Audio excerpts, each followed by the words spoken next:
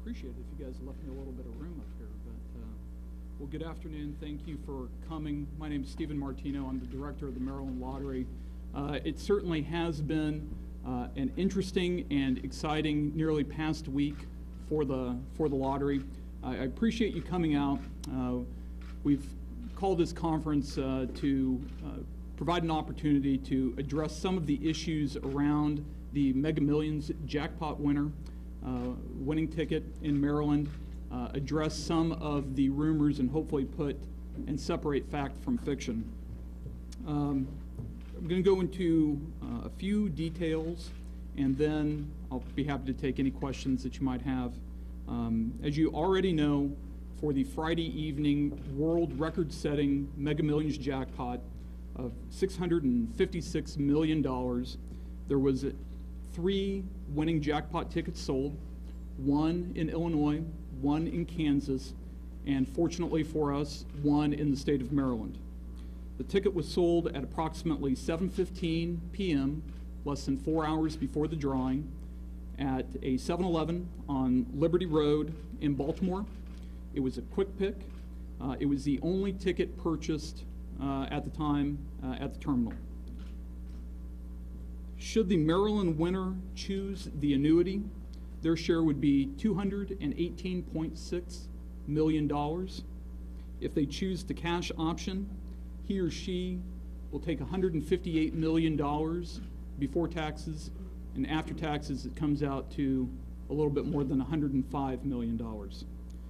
Maryland also had 4 second-tier $250,000 winning jackpots or winning prizes that would have matched the first 5 numbers, but not the Mega Ball. Those were sold in Bel Air, Timonium, Boonesboro, and Baltimore.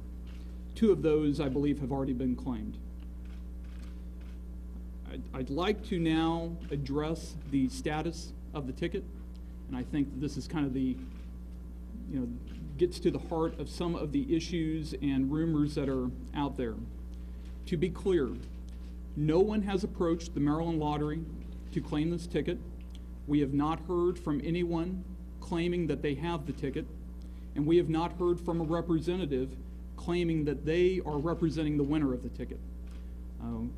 Our status is no different than where we were at Saturday morning, knowing that a winning ticket was sold in Maryland, but we have not heard from anyone, and no one has represented to us that they have the ticket. We look forward to the day when the winner comes forward and we get an opportunity to meet them and listen to their story. Until someone walks through our doors with the winning ticket in their hands and we can validate that the ticket is the actual winning jackpot ticket, we will continue to wait for that person to come in. Now, at this point in time, a little bit of advice to the winner, if he or she is listening. We would encourage you to sign the back of the ticket and that you safeguard it. Put it in a safety deposit box, in a safe, somewhere that will protect the ticket. The only advice that the Maryland Lottery gives beyond that is that you get advice. We would recommend that the winner consult an attorney, a financial advisor. Again, the cash option payout after taxes is $105 million, and we believe that it would be prudent that the winner consult a financial advisor, an attorney, to get themselves organized for this amount of money. It's a tremendous amount of money, and we want to make sure that when that money is ultimately deposited in their bank account, that they handle it responsibly.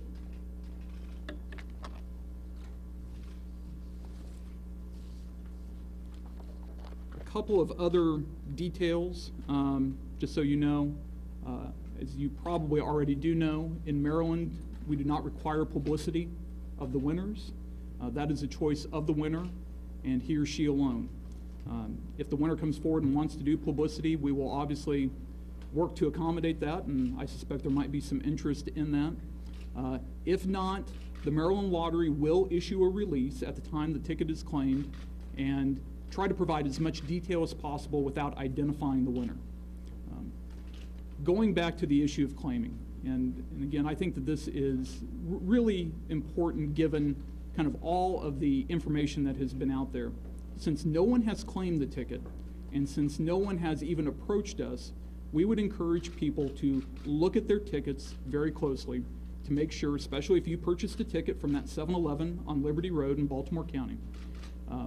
It's important to us that in all of the information that's out there in the media, that people not be mistaken in thinking that the ticket has been claimed only to have the legitimate ticket holder discard their ticket.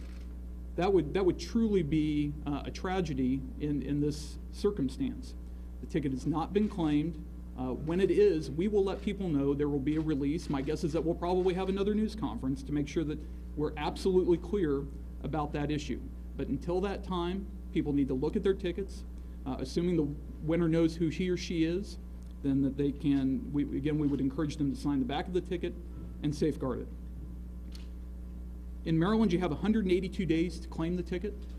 So assuming that, again, the winner knows who he or she is, I'm not at all surprised that they have not yet come forward to claim the ticket.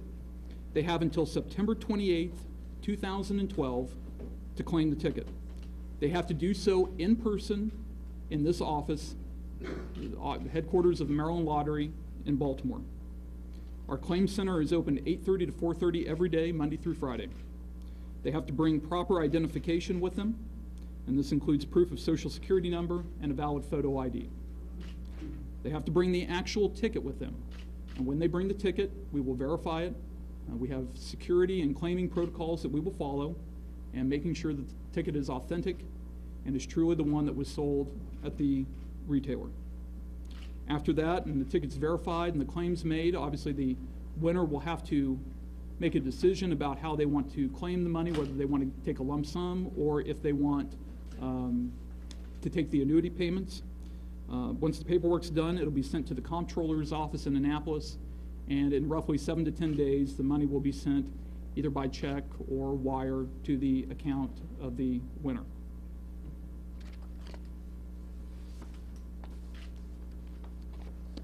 And finally, I would like to address the impacts to the state of Maryland, which have been considerable and positive over the past couple of weeks through the run-up of the Mega Millions jackpot. It began on January 27th, and the jackpot rolled 19 times. During that time, $1.5 billion of Mega Millions tickets were sold. On Friday, March 30th alone, the day of the winning jackpot drawing, the state of Maryland sold $11.8 million of Mega Millions tickets, which was double our previous sales record of $5.8 million. The Maryland Lottery roughly sends about 30% in revenue to the state for all of our sales. So just on Friday alone, we generated nearly $4 million for the state of Maryland. And obviously the winner in the state will pay state income tax. If the cash option is taken, that'll be nearly $13.4 million. If they choose the annuity payout over 26 years, that'll be $714,000 annually in income tax to the state of Maryland. Our retail partners have benefited as well. In Maryland, we have more than 4,200 Maryland Lottery retailers all across the state that sell our products. They receive a 5% commission on every sale, and the retailer who sold the winning jackpot ticket will receive a $100,000 agent bonus. We're obviously very pleased for that retailer and for all of our retailers who were able to take part and help us take part in what was truly a historic occasion with the largest jackpot in the world. This has been a one-of-a-kind experience. The jackpot clearly captured the imagination of Americans. I think it's fair to say that people who have never played the lottery before, or maybe never even considered playing the lottery before, captured a piece of the dream of thinking about what they would do if they won that jackpot. Fortunately for Maryland and for the Maryland Lottery, someone in this state has, and we are anxious and wait for them to come forward. But until that time, the ticket has not been claimed. No one has indicated to us that they have the winning ticket. We have not heard from anyone to represent that they know or have the winning ticket. Until that time, we will wait, and we have 182 days to do so. Mr. Martino? So thank you very much. I appreciate it. How does the information you provided about as to where the winning ticket, the real winning ticket, was bought, square with the story that Mrs. Wilson has been saying? Can you say that she is not the winner? There have been, there's one thing there hasn't been in this is a shortage of rumors about who may or may not have won the ticket. I think that that's really kind of a confluence of two facts. One, that this was the single largest jackpot in the history of the world, $656 million. And you take that together with the fact that Sunday was April Fool's Day. There was no shortage of photoshopped winning lottery tickets on Facebook and Twitter pages. So, what about her? So what we are focused on is having the winner come in when that winner chooses to. This is a time of their choosing, and we're here to not address rumors, not address the conjecture that's out there, because frankly it's kind of the rumor of the day or rumor of the hour. But we're here Monday through Friday, 8:30 to 4:30, and they can come in and claim the ticket. So you have no comment about her story? She's been getting reporters chasing her around, hold up outside her house, everything. I don't, there have been any number of rumors. Again, when the winning ticket comes forward, if that person agrees to publicity, we'll help facilitate that. And if not, we will certainly get a statement out and provide as much information as possible about the claim. Can you just reiterate? I didn't quite catch what you said. It would be unfortunate if people perceived a winner when there wasn't a winner? Yeah, well, I think the point I was trying to make is that we've done a couple of searches. If you, put in Mega Millions into Twitter or just reads, various comments out there, obviously this is anecdotal, there are many people who believe that the ticket has been claimed. And our concern, and I think probably the chief reason why we decided to move forward with this conference today, is we wanted to make clear that the ticket hasn't been claimed. Because if someone who actually has the winning ticket in error believes that the ticket's already been claimed, then they may very well dispose of the winning ticket, and you need the ticket to come in and claim. So that would be, I think, the worst situation, is to have people, listen to the gossip, the rumor, accept it as fact, when in fact it's not. Here's the fact. Ticket hasn't been claimed. No one has contacted us, either someone purporting to be the winner or a representative of the winner. Last year we had 2 Powerball winners, and it happened both ways. We had the winners themselves come in the day after they found out. They were bloodshot in the eyes. I think it's fair to say they probably hadn't slept since they found out that they had won, walked in here and they claimed the ticket. In another case, I think for probably like $125 million jackpot that was drawn on Christmas Eve, we received a phone call about a week later from an attorney at a large, prominent Mid-Atlantic law firm representing the winners.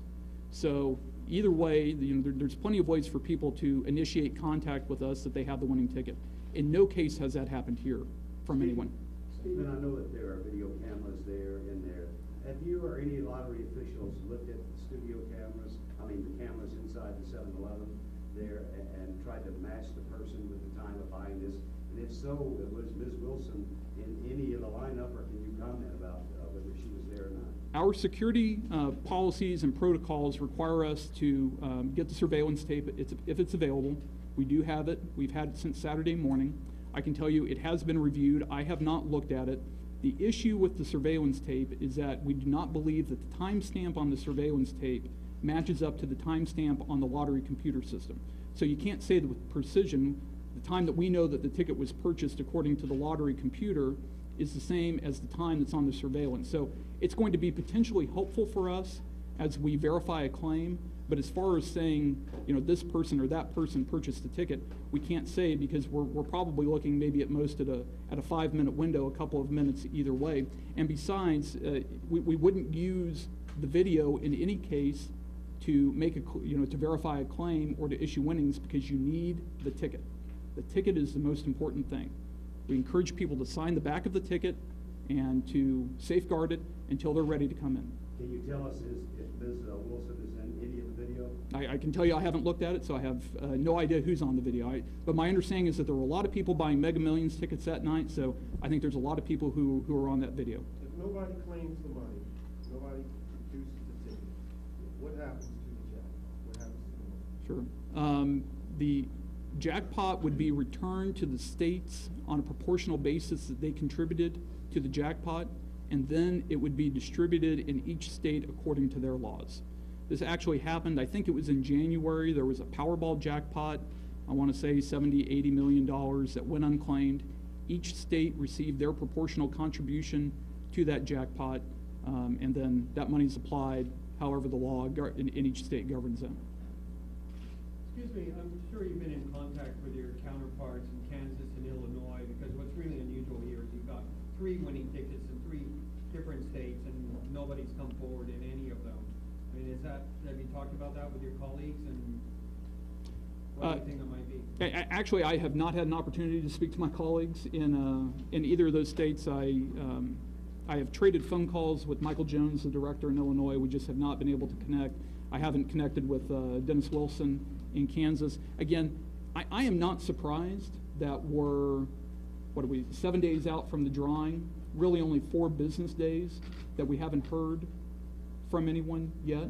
I just think that, again, we're here because we want to dispel the rumor that we think is out there about the status of the ticket, and making sure it's clear to people that the ticket has not been claimed.